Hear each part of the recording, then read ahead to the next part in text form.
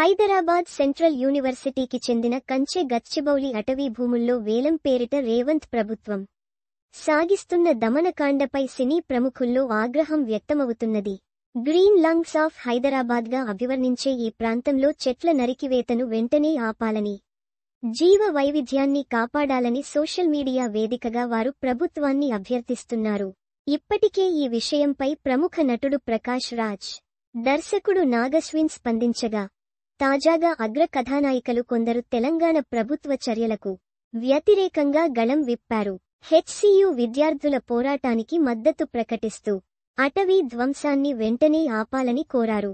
HCU మంగళవారం HCU ఘటనపై తన స్పందనను తెలియజేసిన సీనియర్ నటి రేణుదేశాయ్ మరోమారు ఇన్స్టాగ్రామ్లో ఓ వీడియోను విడుదల చేశారు. ప్రజలందరి పక్షాన ఈ వీడియో ద్వారా సీఎం రేవంత్ రెడ్డికి విజ్ఞప్తి చేస్తున్నా. నాకు 2 రోజుల క్రితం హెచ్సియు ఘటనల గురించి తెలిసింది. మిత్రుల ద్వారా కొంత సమాచారాన్ని సేకరించి ఈ వీడియోతో ముందుకొచ్చాను. సీఎం గారు, ఓ తల్లిగా నేను మిమ్మల్ని అభ్యర్థిస్తున్నా.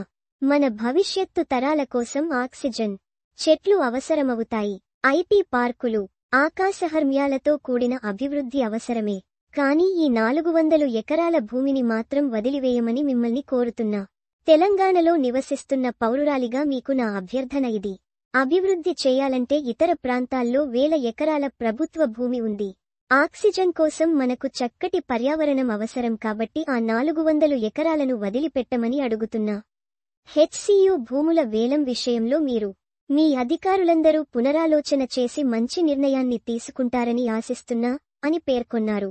మరో పోస్ట్లో, కోర్టు ఆదేశాలను ధిక్కరించి బుధవారం సాయంత్రం కూడా అటవీ ధ్వంసం చేశారని రేణుదేశాయ్ ఆగ్రహం వ్యక్తం చేసింది.